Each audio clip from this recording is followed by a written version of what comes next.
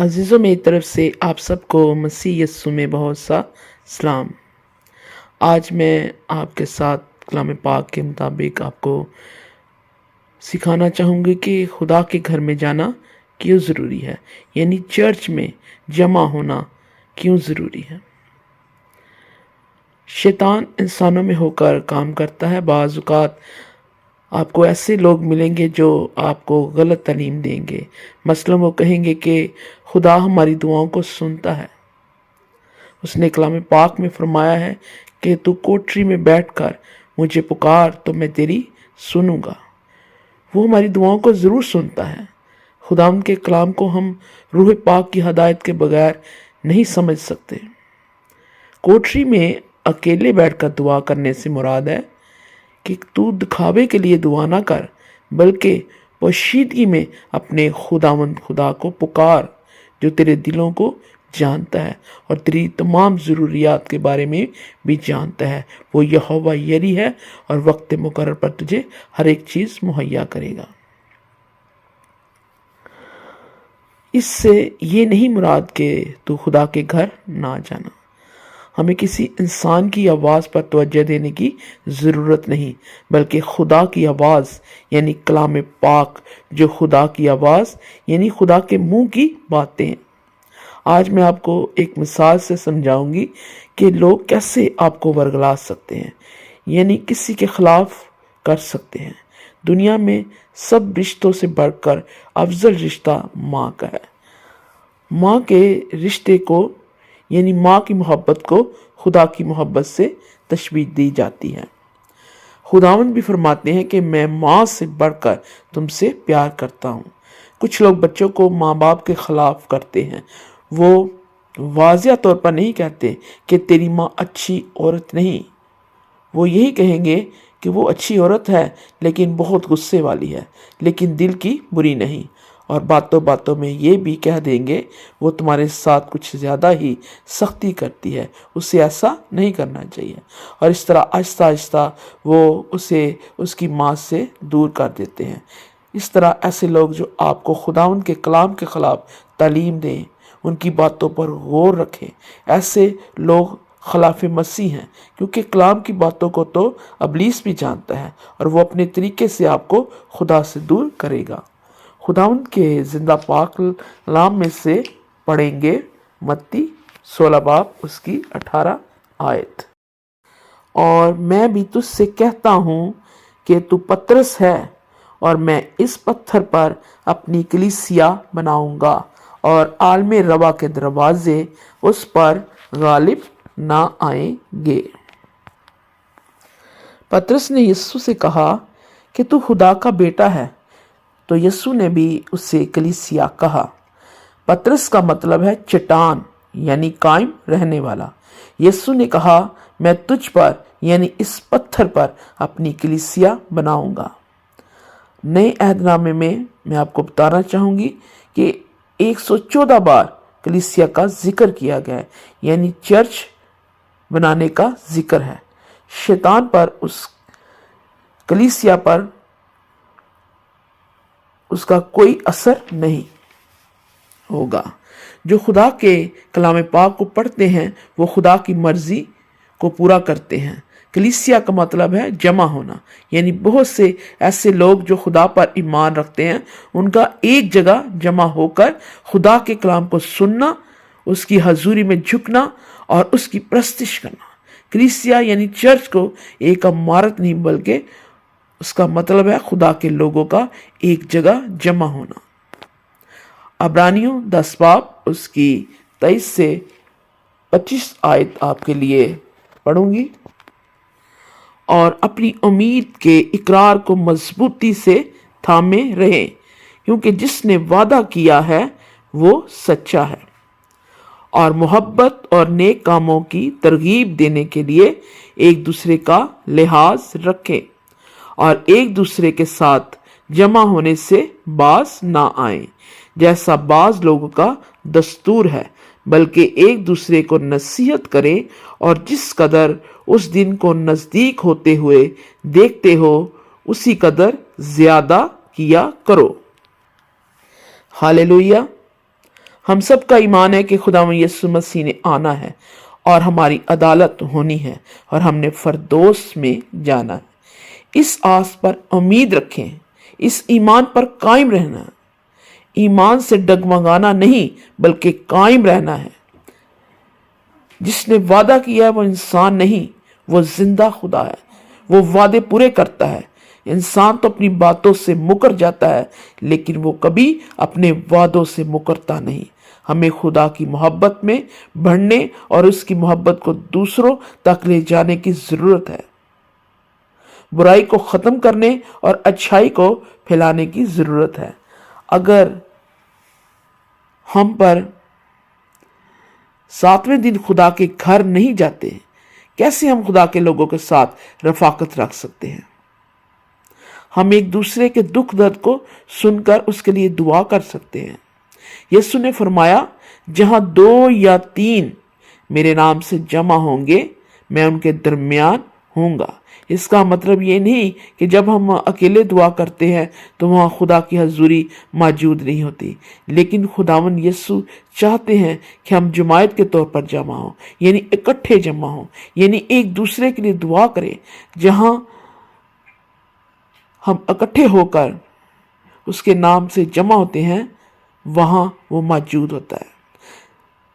مثال کے طور پر جب ہم ایک دوسرے کو دیکھتے ہیں کہ اس کے اندر کچھ برائیاں ہیں، ہمیں اس کے لیے دعا کرنا چاہیے، اسے کلام کے مطابق سمجھانا اور گائیڈ کرنا چاہیے۔ یہ اسی صورت میں ہوگا جب ہم خداوند کے لوگوں کے ساتھ جمع ہوں گے۔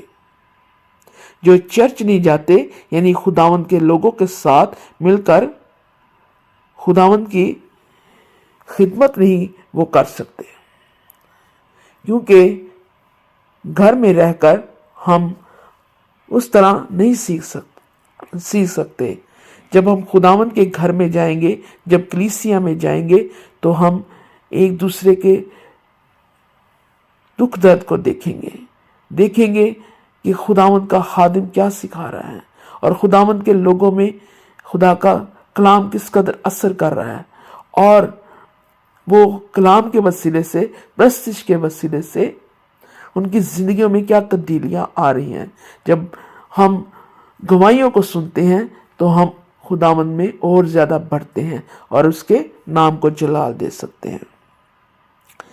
اسی طرح عبرانیوں 10 باب کی 36 سے 39 آیت میں یوں مرقوم ہے، کیونکہ تمہیں صبر کرنا ضرور ہے تاکہ خدا کی مرضی پوری کر کے وعدے کی ہوئی چیز حاصل کرو، اور اب بہت ہی تھوڑی مدت باقی ہے کہ آنے والا آئے گا اور دیر نہ کرے گا، اور میرا راست باز بندہ ایمان سے جیتا رہے گا، اور اگر وہ ہٹے گا تو میرا دل اس سے خوش نہ ہوگا۔ لیکن ہم ہٹنے والے نہیں کہ ہلاک ہوں، بلکہ ایمان رکھنے والے ہیں کہ جان بچائیں۔ آپ کو خدا کی مرضی کو پورا کرنے کی ضرورت ہے۔ اس کی مرضی اسی میں ہے کہ ہم جمع ہونے سے باز نہ آئیں۔ وہ وعدہ جو اس نے پورا کرنے اور اس صورت میں ہو سکتا ہے جب ہم اس کے حکموں کو پورے طور پر پورا کریں۔ آنے والے نے آنا ہے۔ جو ایمان رکھتے ہیں کہ اس نے آنا ہے، چرچ میں جانا اس کے لیے ضروری ہے کہ ہم وہاں روحانی غذا حاصل کریں اور روحانی طور پر بڑھتے چلے جائیں۔ ہمارا ایمان ہے کہ خدا موجود ہے، وہ پوری کائنات کا تخلیق کرنے والا زندہ خدا ہے۔ ہم خدا کے خادمین سے کلام پاک کو سنتے ہیں اور خداوند کے کلام کو سنتے سمجھتے اور خداوند میں بڑھتے چلے جاتے ہیں۔ چرچ ایک ایسا ادارہ ہے جہاں ہم خداوند کے لیے اکٹھے ہوتے ہیں تاکہ کلیسیا کے ساتھ مل کر اس کے نام کو جلال دے سکے اور خداوند کے لوگوں کے ساتھ رفاقت رکھ سکے۔ مثال کے طور پر جو بچے اسکول جاتے ہیں، اگر کسی وجہ سے کچھ عرصہ اسکول نہ جائیں تو وہ نہ صرف سب کچھ بھول جائیں گے جو انہیں اسکول میں کتابوں میں پڑھایا گیا ہوگا، اور ساتھ ساتھ ان کی عادات میں بھی فرق پڑتا چلا جائے گا۔ अगर हम कहें कि हमारे बच्चे घर में पढ़ लेंगे, जैसे कि ऑनलाइन मोबाइल के ज़रिए से पढ़ाई जारी रख सकेंगे, उसके लिए हम उन्हें हर तरह की फैसिलिटी यानी नेट की सहूलत मुहैया करेंगे, लेकिन वो सब कुछ जो वो स्कूल में सीखते हैं घर में बैठकर नहीं सीख सकते। इसी तरह आप घर में रहकर खुदा के कलाम को नहीं समझ सकते। हो सकता है आप अपनी अकल से खुदा के कलाम को गलत मतलब के साथ समझें, उसका और मतलब ले लें, तो आप कलाम को समझ नहीं सकेंगे और रूहानी तौर पर दूर रह जाएंगे। चर्च में हम सीखते हैं खुदा उनके खादिम, खुदा के चुने लोग जो हमें रूहानी तालीम देते हैं। अगर हम खादिम की इज्जत करते हैं तो वो खुदा की इज्जत करना है। यीशु ने अपनी पाक रूह को भेजा जो हमारी रहनुमाई करता है। इस तरह खुदा के पाक रूह की हदायत से कलाम पाक को खुदा के खादिम बयान करते हैं। खुदा के लोग कलाम पाक सिखाते हैं। हमें चर्च में जाना ज़रूरी है कि कलीसिया कैसे कलाम के वसीले से कैसे बरकत पा रही है।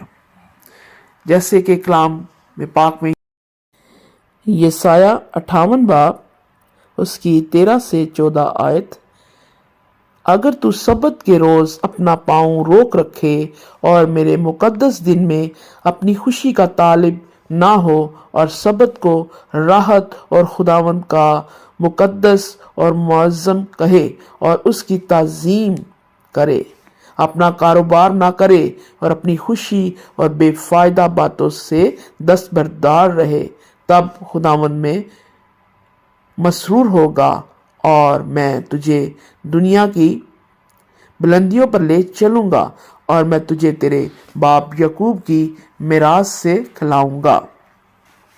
क्योंकि खुदावंद ही के मुंह से ये इरशाद हुआ है।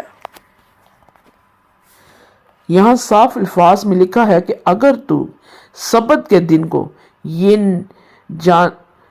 नहीं जानेगा कि मैं खुदावंद के नज़दीक जाना है, अपनी ज़िंदगी को कैसे कलाम पाक के मुताबिक गुजारेंगे। अगर तू दुनिया के तमाम कामों को तर्क करके सब्त के दिन उसके घर जाए तो अपने कदमों को ना रोकेगा, तो मैं तुझे ज़मीन की ऊंचाइयों पर ले जाऊंगा। अगर आप अपनी सोचों में गिरते रहेंगे, ये दुनिया की तमाम मुश्किलात से कैसे निकल सकता हूँ, लेकिन खुदावंद का ये वादा है कि तू सब्त के दिन को मानेगा तो मैं तुझे यकूब की मिरास में से दूंगा। कलाम पाक में आगे बढ़ते हुए इफिसियों 4 बाब उसकी 1 से 8 आयत तक पढ़ूंगी।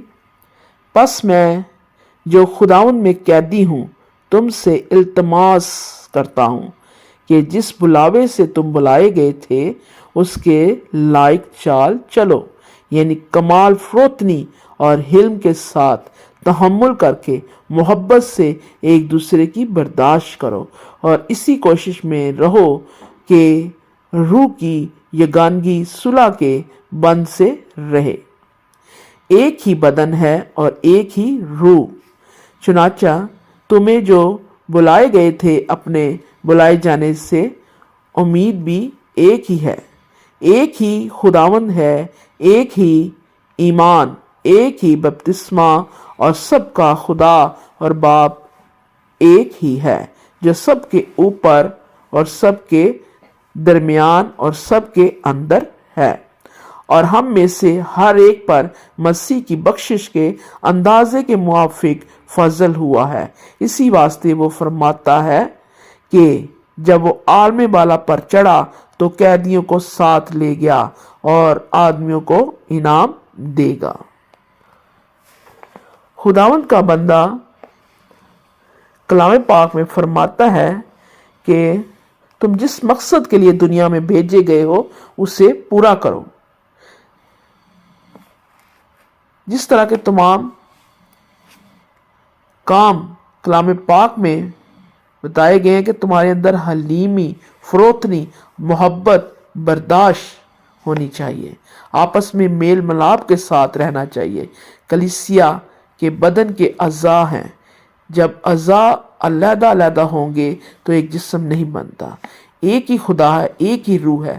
کلیسیا وہ ہے جو خدا کے حکموں کو ماننے پر اس کے لیے ایک خدا اور ایک روح ہے۔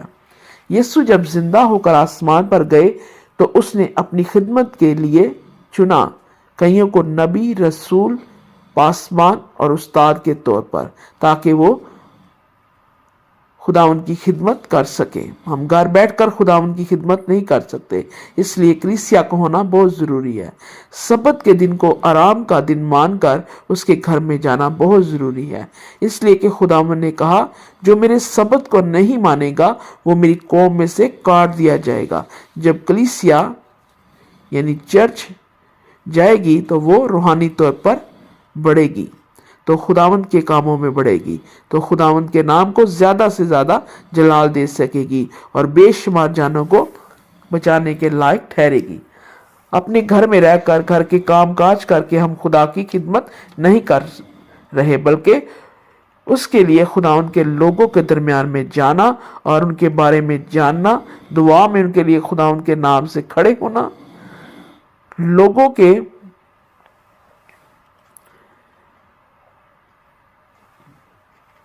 ساتھ میل ملاپ کرنا، خدا کے بارے میں بتانا، زندگیوں کو تبدیل کرنا خداوند کی خدمت کہلاتا ہے۔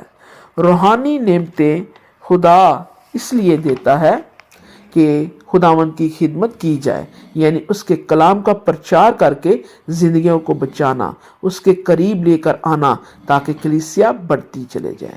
یسوع نے یہ نہیں کہا تھا کہ میں اپنے خادم کو لینے آؤں گا، بلکہ اس نے کہا کہ میں اپنی دلہن یعنی اپنی کلیسیا کو لینے آؤں گا۔ آپ لوگ کیسے اکیلے ہی یسوع کی دلہن بن جاؤ گے جب تک آپ کلیسیا کا حصہ نہیں بنو گے؟ کلیسیا، جسے میں نے آپ کو پہلے بتایا، یسوع کے جسم کا عضو ہے۔ جب ہم باہم ملیں گے تو ایک جسم بنیں گے۔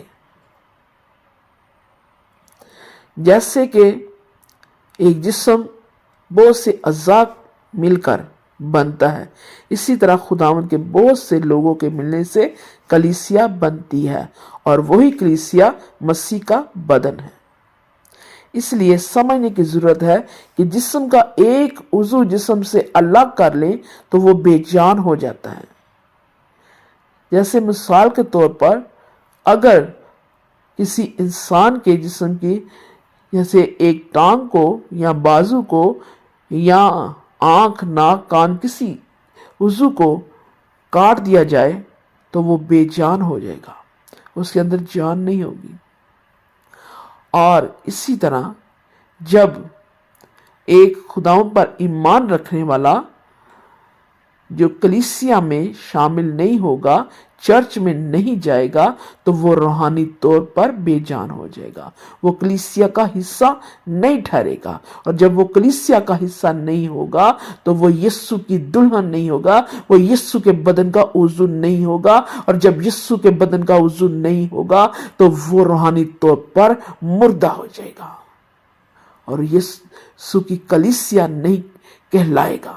اور جب وہ کلیسیا نہیں کہلائے گا تو جب یسوع آئے گا تو وہ اس کے ساتھ نہیں اٹھا لیا جائے گا، اس کے ساتھ نہیں جائے گا، کیونکہ یسوع نے واضح طور پر کہا ہے کہ میں دلہا ہوں اور میری کلیسیا جو ہے وہ میری دلہن ہے، اور دلہا اپنی دلہن کو یعنی یسوع اپنی کلیسیا کو لے کے آئے گا۔ اس لیے لازم ہے کہ خدا کے لوگ خداوند کے لوگوں کے ساتھ رفاقت رکھیں، سبت کے دن کو مبارک مانیں، اور سبت کے دن دنیاوی کاموں کو رد کریں اور خداوند کے گھر میں جائیں، خداوند کے لوگوں کے ساتھ رفاقت رکھیں، کلام کو سیکھیں، سمجھیں، اس پر عمل کریں اور اپنی زندگی سے کلام کو ظاہر کریں، روحانی پھلوں کو ظاہر کریں، تاکہ آپ کے کاموں کو دیکھ کر دوسری زندگیاں تبدیل ہوں، برائی ختم ہو اور اچھائی جو ہے وہ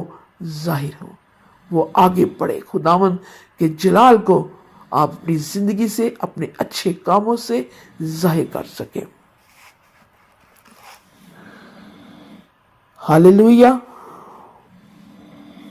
خداوند کے لوگوں کے ساتھ باہم میل ملاپ رکھے. اس لیے چرچ جانا یعنی خداوند کے لوگوں کے ساتھ جمع ہو کر اس کی کلیسیا یعنی دلہن بن کر روحانی طور پر بڑھنے کی ضرورت ہے. خداوند خدا آپ سب کو اس کلام کے وسیلے سے بڑی برکت دے. آمین. Hallelujah hallelujah. تیرا شکر.